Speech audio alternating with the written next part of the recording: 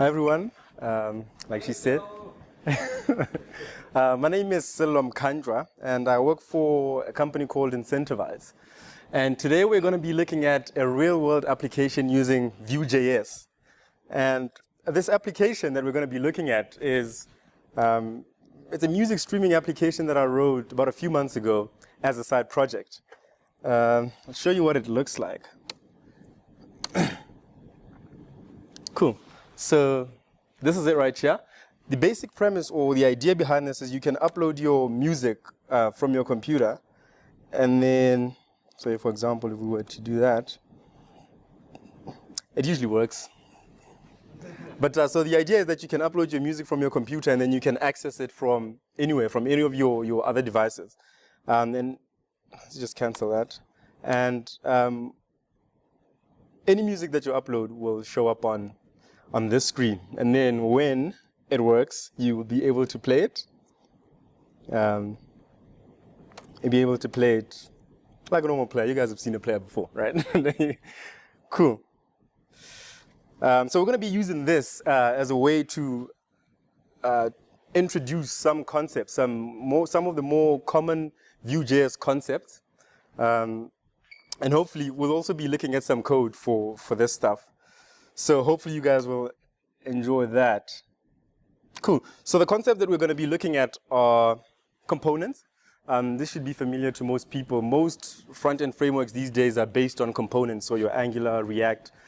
So if you used any of those frameworks, you'll recognize components. We're also going to talk about Vue-router, which is the official routing library for Vue. And then we're also going to look at VueX, which is your data store or your central state management. Right, components. I mean, there's a lot going on this screen. If you look at the screenshot, there's a lot going on here, but you can probably already see where the components are on the screen. So for example, if you look at there on the left, you have that sidebar. So that's a component right there. And then you have a list of tracks here, each of which is a component on its own. And then any takers for where the other components are? Can you guys see any? That's right. So the little player at the bottom there is also a component. And actually within that, there's another little component there. That seek bar is a component on its own. These controls here are sort of like a subcomponent of the actual play itself. On the left there as well, the current track that's playing, that's also a component. So I mean, we have this holistic app made up of all these little subcomponents.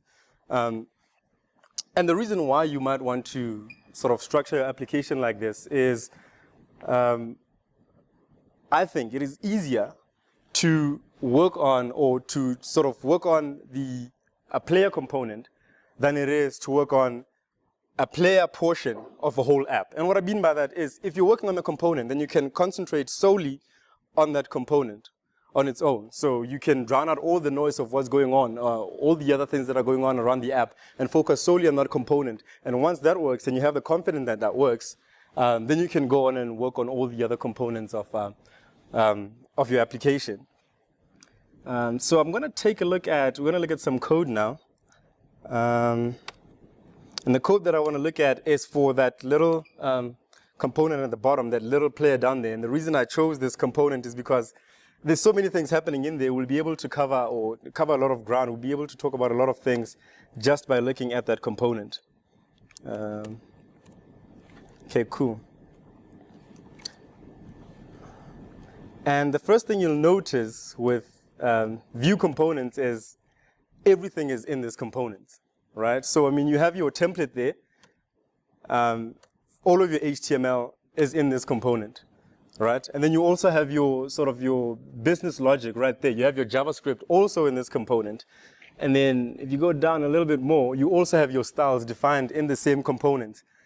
And that might look a bit weird for some people. It was definitely a bit weird for me when I first encountered it. But as you build more and more components using this style, it sort of makes sense. Mainly because you don't have to keep jumping out of in between files. So you don't have to jump into your JavaScript files and then your CSS. This sort of, it becomes natural and it just makes sense. And if we look at that, our template there at the top, this is sort of the structure of the component from a visual point of view. And if you look at it, it's mostly just normal HTML, a bunch of divs just flying around, except perhaps for these little custom tags here. So we have one here that says current track. That's not a standard HTML tag. There's player controls there as well. There's also a seek bar there. Does anybody know what those are? Those are components. So these are sub-components that are used as sort of building blocks for this player component, right? And if you go down a little bit, you will see here we have, in the JavaScript portion, this is sort of the meat or the logic of this component. And the way you would define or declare a component is you would export a simple JSON object with a few properties. One of those is the name, which is actually optional. So when you define your component, you don't have to give it a name, but it's usually a good idea to give it a name so that when you're debugging, you can see straight off the bat, as soon as you see that message, you can see which component is throwing this, is throwing that your exception. We also have props here. Has anybody heard of props before? Props, so it's a common concept in most of these frameworks. React, for example. And what props are parameters that you can pass in from the parent into this component so that you can initialize it. So for example, here we have a track prop, so which means that this component is not responsible for going out and getting the track that we're supposed to be playing. Instead, the parent that's sort of defining this component will pass the track into that component. Then we have methods. You can also define methods on your component, and these methods are any functions that you want to expose on your template. So for example, here we have a toggle loop method, and all that does is, if we look at the screen and we take a look at these buttons here. So all this does is it let us know, are we in looping mode or are we not in looping mode? So all that means is, at the end of the last song, do we start again from the beginning, or do we just stop playing? And then there's another one here. It's shuffling. Sorry. There's another one here, another method that we expose to the template. Any methods that are not, even if you have functions in your component, any methods that are not part of that methods property will not be visible on your template. And then you can also specify any subcomponents, so the building blocks. If you have any components that form the building blocks of this particular component, you can list them there. So these are the components that we spoke about earlier. So for example, here you have your current track, you have your player controls, and you have your seek bar. These components are the ones that are used here. One thing you might notice is it's kebab case there, Pascal case here. Oh, but that's fine. That translation is done automatically for you, and I think it looks a lot cleaner when it's in that case. Cool. And then also you can define what are called watches on your state. So what that means is, if a particular property or variable on your state changes, you can be notified of those changes and then react according to those changes. So for example, here we have we've defined a watcher on the track, which is, remember, this is a prop that's coming in from the parent, so that could change at any time. So we want to know when that changes, let us know, and then what we do here is we take that new track and then we commit it to our central store. So now that track is, every component that's looking for the current track that's playing is going to retrieve this track that we've just committed here. Cool. And then also you can have your computer properties, which I think the easiest way to understand this is, if you have a component, for example, that takes in two props, A and B, and then it displays the sum of those. So A and B would be your props, and then you can have a computed property, C, which is the sum of those two props. Cool. So these are some of the basic sort of properties that you can have on your component. There's a lot more that we're not going to go into. For example, there's hooks on your component. I don't know if you guys have in other frameworks, if those are, yeah, exactly. So during the life cycle of your component, certain events get fired. So when it's created, for example, there's an event to say this thing has been created. When it's mounted onto the DOM, there's an event to say it's been mounted. So you can sort of hook into those hooks. And then at any point when one of those events are fired, you can do, you can execute some arbitrary code. For example, had we decided not to pass in a prop into our component and decided to go and fetch the track ourselves to play, then we might say, once this component is created, then go out to some service and get that track loaded, and then we can play it. Cool. And then a little bit below that is the actual styles for this component. And I think the most noteworthy thing here to note or to mention is that these styles defined here are only available or visible to this component. So that's really good, because these, if you have any sort of CSS properties or CSS classes defined on your global scope, or sorry, on your global styles, these are not going to interfere with that. So these are not going to override that. This is not particularly a Vue.JS thing, but I think it's pretty cool. It works straight out of the box like that. Okay, cool. So that's an example of a component. Are there any questions so far? Yes. Is it possible to actually extract like the script CSS to separate files?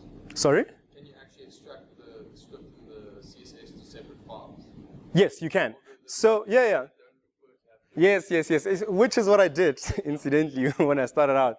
So what I did is I had my HTML in my Vue file, and then you'd have your JavaScript in a separate file. So I mean, that's simple. In my case, or in this case, I'm using Webpack.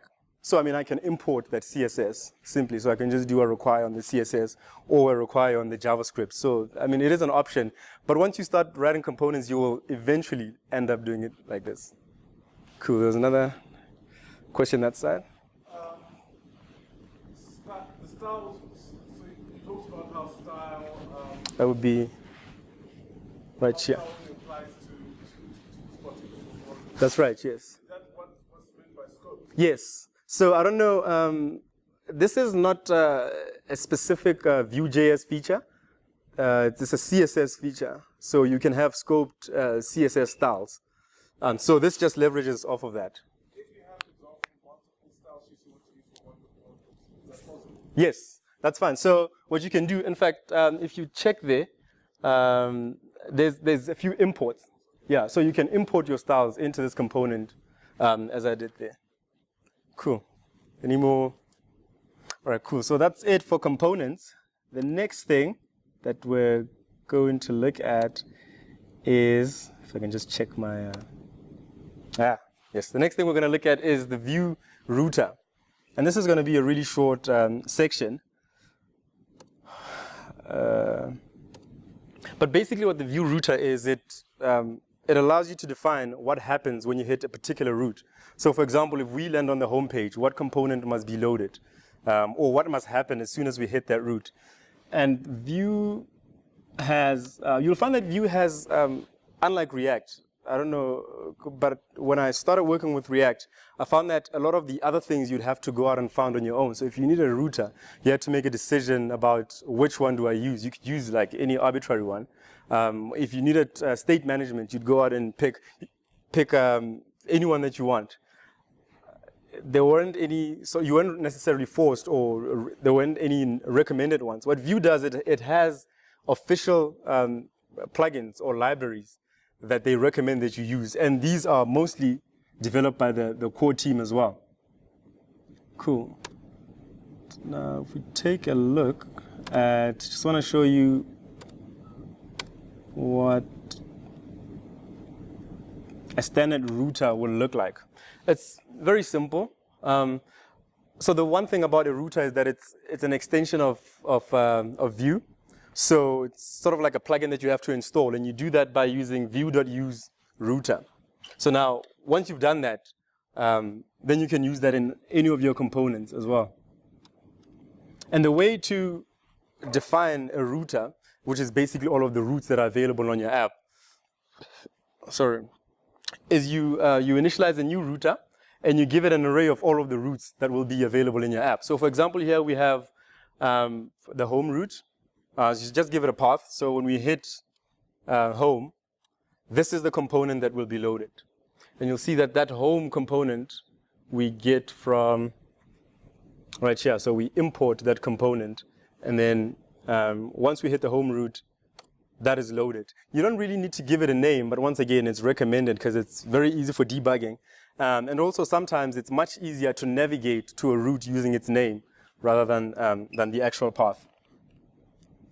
And then also, like with components, you can hook into certain events that happen or that are fired when you change from one route to another. So for example, here we have or had a hook to say, before we change from any route to any other route, run this code. And there's a few more that you can hook into if you would like. Cool. Does that make sense? Am I moving? Am I not? Cool. Are there any questions so far? Yes? Is there any way to handle like dynamic graphs, like take like a property listing? Yes. Right. So you mean, so for example, if we, say for example on the upload route, we wanted to say upload and then a specific track, but that track is like an ID. We give it an ID. Yeah, sure. So you can do that by doing that. So anytime you go to /upload, that last /upload and then /something else, that last piece is a variable or a parameter, and it will be the track. You get what I'm saying? Cool. Any other questions on? Will that come and buy the props? Sorry? Will that come and buy the props of the component? No. So it comes in. So when you navigate to a route, right, and you load a component on that route, that component has access to, if I can show you real quick, has access to, let's say right here, to a this dot router. So that router is the actual route that you're on, right? Cool. And so all of those, the query string, the path, everything will be listed on that object. Cool. Any other questions there? All right. So the final thing I want to show you is VueX. This is the central store or your central state management system, similar to React Redux or actually just Redux. And this is also one of the official libraries provided by Vue. Let's see. Okay. Vue. I'm sorry, I'm just trying to find, yeah. So the VueX or your store, similar to the router, is a plugin that you have to specifically or explicitly install into Vue. And there we have that line that says Vue.use VueX. And similar to the router, you would initiate or you would initialize a new store with a JavaScript object and give it a few properties. The first one is the state. So this is almost always on your store. Sorry. And what the state is basically a list of all of the variables that are in your state. So for example, here we have the available tracks. And if you look at, oh, now we're logged out. Sorry, I'll just log in real quick. So if you look at on that home screen, when you land and there's a whole list of tracks that are shown there, that's from our state. So these tracks, they are controlled by that available tracks variable. Similarly, the active track. So you remember we committed the track that's currently playing when we load it onto, or when it changes on our player. So that is the active track. And the way you can change, or the way you should change your state in VueX is through the use of mutations. So if you think about even a medium-sized app, right? Your state is changing all over the place. I mean, variables, you have 100 components, for example. Your state is all over the place. You don't know what's changing what variables at what time. So what Vuex does is it gives you a place to store all of your shared state for your application. And it also gives you a consistent way to update that state. So now if anything changes, it has to go through this. All right, so you can't just change, you have no access to the actual state. You have to go through one of these mutations to change your state. For example, here we have a mutation to remove a track from the available tracks. If we go back to the app here, there's a little button there. If you click on that, you should probably have like a little thing to say, are you sure you want to delete this? Because what it does, it actually removes it from the database, all references to it, and it removes it from the server. So yeah. So, but when you click on that, eventually, this mutation here will be called. It'll be called, and then all it does is it looks at your state. So all mutations get access to that state property.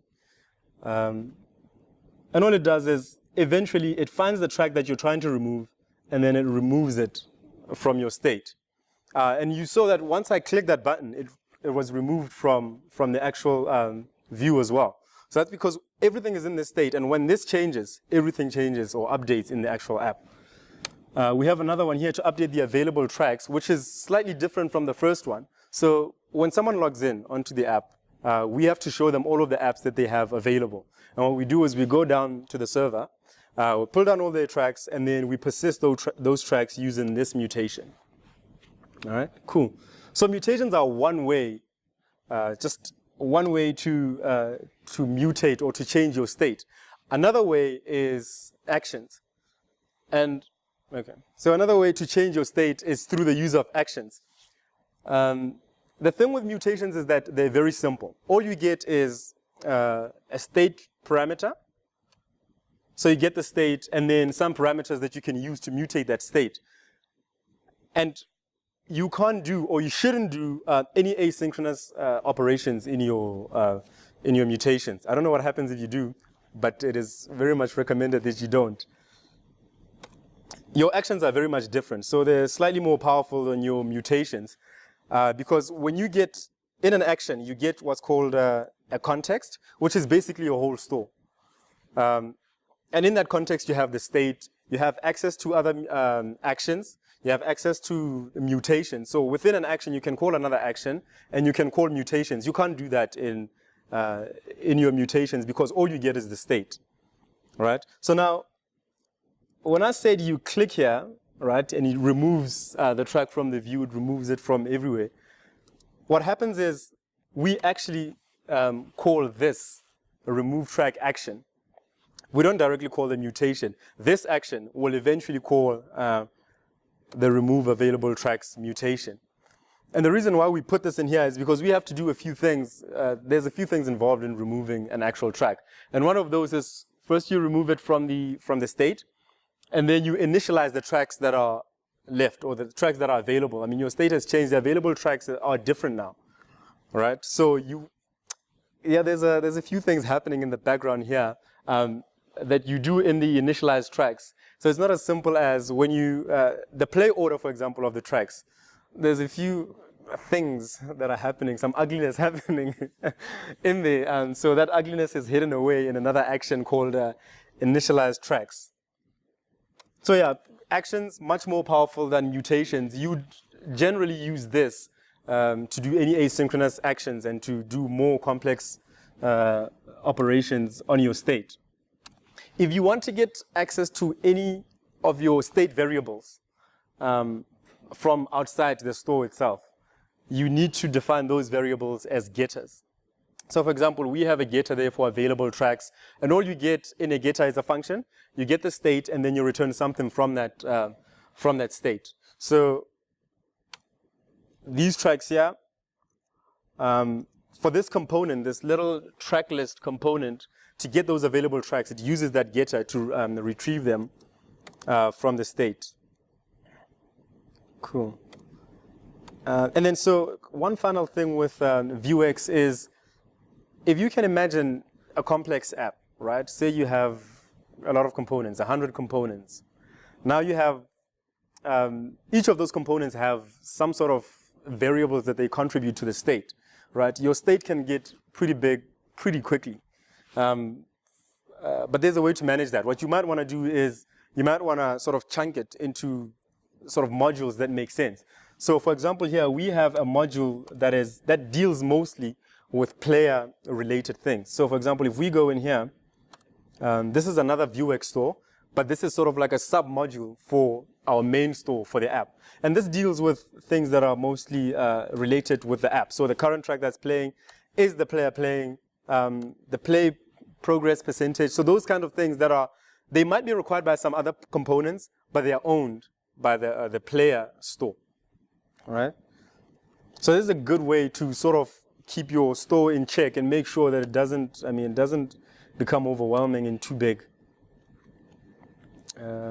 Is this the store? Did I delete?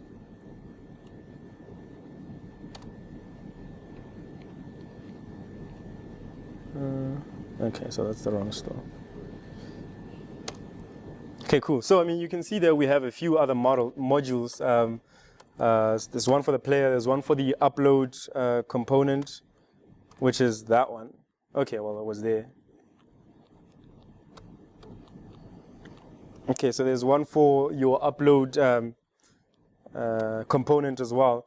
We also do a lot of things with auth in the background. There's no explicit component for that, but we have like a separate store that handles all of your authentication related queries or information. So is this user authenticated? What is their user ID? All of that kind of information. Cool. And that's it also for VueX. And that actually brings me to the end of my talk, just in time. Just in time. So just one more thing. The app that we were looking at you can find it at ddpal.com. You can go take a look at it. I'd appreciate your feedback if you have any. Okay. I'd appreciate your feedback if you have any. And then I'm available on mail. If I close that. Oh, that's interesting. The battery's dead here. It's dead here, but it's still showing there. Okay, anyway, so yeah. So I'm available on mail. My email is giza182@gmail.com. And then you can just search my name, Sello Mkantjwa, on GitHub and Skype. And I also write some stuff on Medium under the name Giza182. Cool. Questions?